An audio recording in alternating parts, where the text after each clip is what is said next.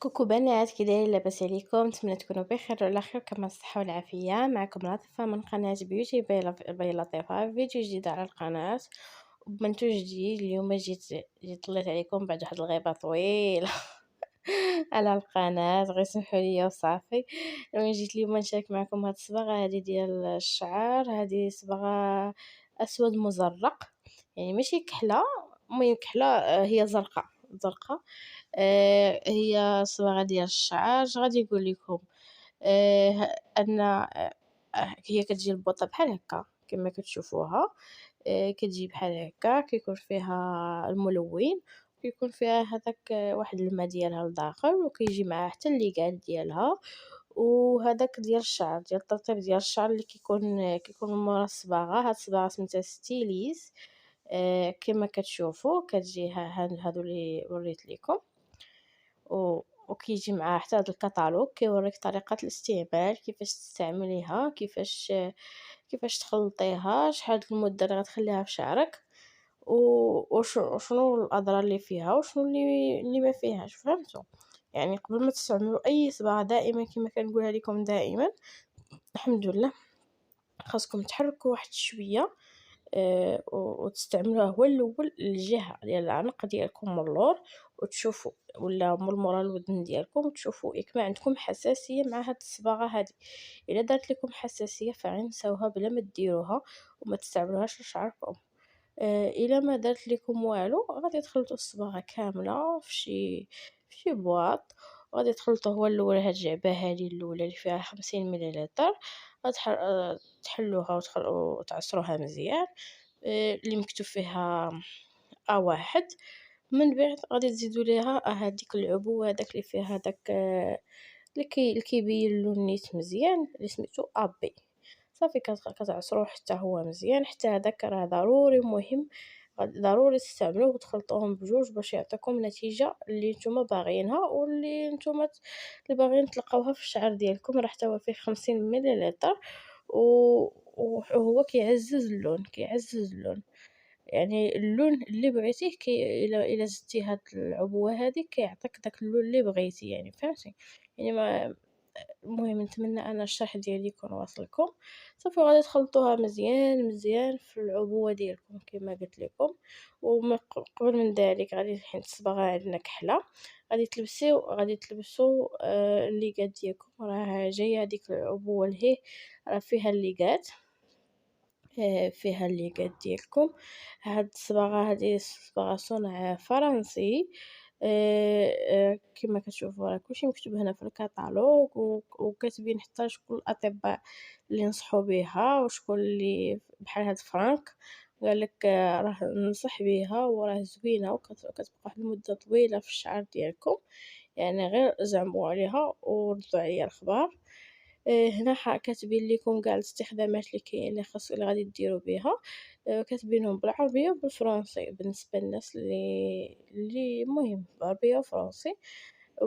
وحتى الناس اللي ما كيقراوش كاتبين لكم غير هاد الموليكات هادو اللي راسمين هنا، راه تكون فهمتوا شنو قصدوا لكم بها.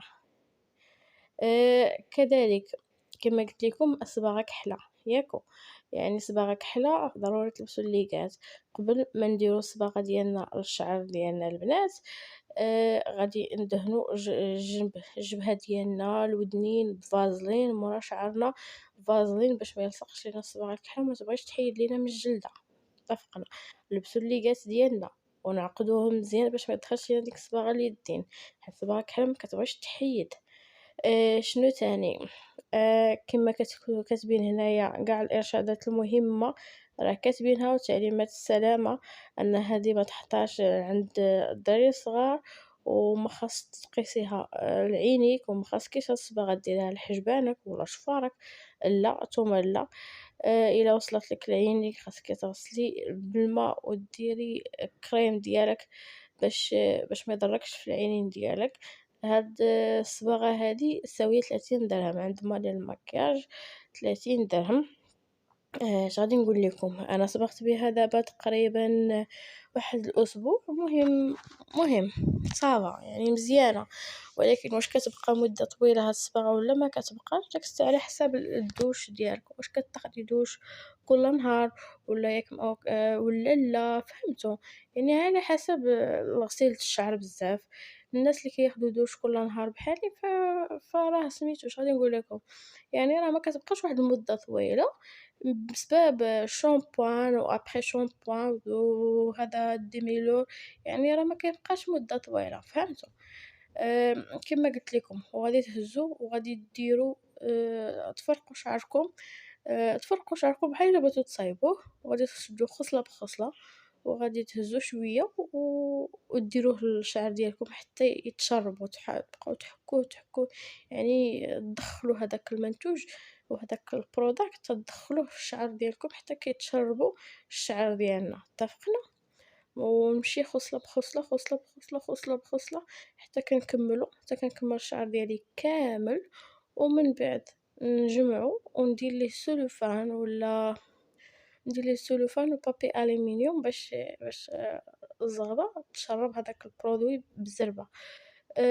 فهمتوا؟ يعني باش خصوصا إلا كنتو مضرين شعركم يعني كنتو كديروا الحنة وهذا، راكم كتعرفوا بلي الحنة ما كتخليش الزغبة تشرب اللون ديال الصباغة، خصوصا اللي كديري الأعشاب الطبيعية وداك الشيء الطبيعي كتلقاي واحد الصعوبة الزغبة ديالك ما كتلونش بسرعة، فهمتوا؟ يعني ما كتلونش بسرعة، كيخصك ضروري تخلي فيها ديك الصباغة واحد المدة، مع العلم أن في هذا الكتالوج هذا راه كاتبين لك أنها ما تفوتيش 45 دقيقة، ما تفوتيش 45 دقيقة، فهمتوا؟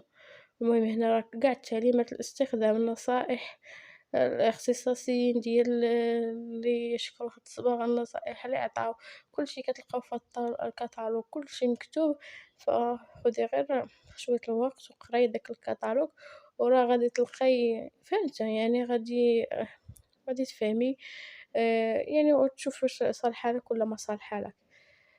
كما قلت لكم، ومن بعد غادي غتخلّوه 45 دقيقة، من بعد غادي تغسلوا شعركم عادي، غتبقاو تغسلوه حتى ما يبقاش يخرج منه اللون، داك اللون الأسود المزرق، صافي من بعد غادي ندير هداك الديميلون اللي عطاونا، غادي نديروه للشعر، ديريه لشعرك ديالك كامل وتخليه كذلك واحد 10 دقائق حتى 15 دقيقة، ومن بعد غادي تغسليه عادي كما كتغسلي دائمًا.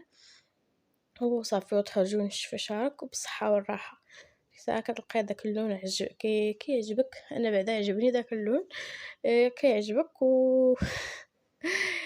كيعطي واحد الانتعاشة زوينة في الشعر، واخا الصباغة الكحلة راه صعيب أنك تلقاي شي واحد باغي يصبغ بديك الصباغة الكحلة، لأن الصباغة الكحلة واخا هكاك راه كضر الزغبة وما كتبقاش حالها عاد كتخرج من الزغبة، ماشي بحال الصبايغ الآخرين، ماشي بحال الصفار ولا القهوي ولا سميتو لا، هي كتبقى في الزغبة بزاف. و وهذا ما كان، نتمنى أن الفيديو يعجبكم، وإلا عجبكم ما تبخلوش عليا باللايك والاشتراك في القناة ليصلكم الجديد، ونتلاقاو في فيديو جديد ومنتوج جديد. راه عندي بزاف ديال لي برودوي جربتهم باغية نشاركهم معكم، ولكن غير العكز وما دار فينا. خلوا لي كومونتير تحت على الأسئلة ديالكم وشنو بغيتو في الفيديوهات الجاية إن شاء الله بإذن الله. نتلاقاو في فيديو جديد، نهاركم مبروك. كوكو بنات، كي دايرين؟ لاباس عليكم؟ نتمنى تكونوا بخير وعلى خير، كما الصحه والعافيه. معكم لطيفه من قناه بيوتي باي لطيفه، فيديو جديد على القناه وبمنتوج جديد. اليوم جيت طلعت عليكم بعد واحد الغيبه طويله على القناه، غير سمحوا لي وصافي. المهم جيت اليوم نشارك معكم هاد الصباغه هذه ديال الشعر، هذه صباغه اسود مزرق، يعني ماشي كحله، المهم كحله هي زرقاء.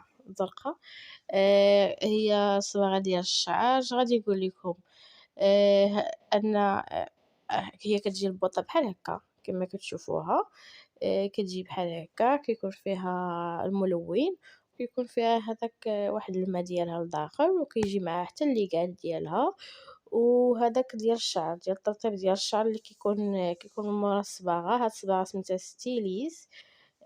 كما كتشوفوا كتجي هادو اللي وريت لكم، وكيجي معاه حتى هاد الكتالوج كيوريك طريقة الاستعمال، كيفاش تستعمليها، كيفاش تخلطيها، شحال المدة اللي غتخليها في شعرك، و وشنو الأضرار اللي فيها وشنو اللي ما فيهاش، فهمتوا؟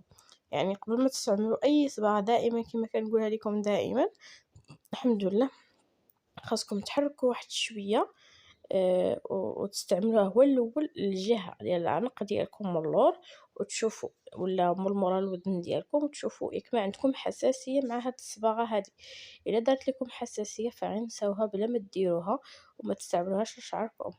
إلا ما دارت ليكم والو غادي تخلطوا الصباغة كاملة في شي بواط، وغادي تخلطوا هو الأول هاد الجعبة هادي الأولى اللي فيها 50 مليلتر، غتح تحلوها وتعصروها مزيان، اللي مكتوب فيها A1، من بعد غادي تزيدوا ليها هاديك العبوة داك اللي فيها داك اللي كيبين اللون نيت مزيان اللي سميتو AB. صافي كتعصروه حتى هو مزيان، حتى هداك راه ضروري مهم، ضروري تستعملوه وتخلطوهم بجوج باش يعطيكم النتيجة اللي نتوما باغيينها واللي نتوما اللي باغيين تلقاوها في الشعر ديالكم. راه حتى هو فيه 50 مليلتر، و وهو كيعزز اللون، يعني اللون اللي بغيتيه إلا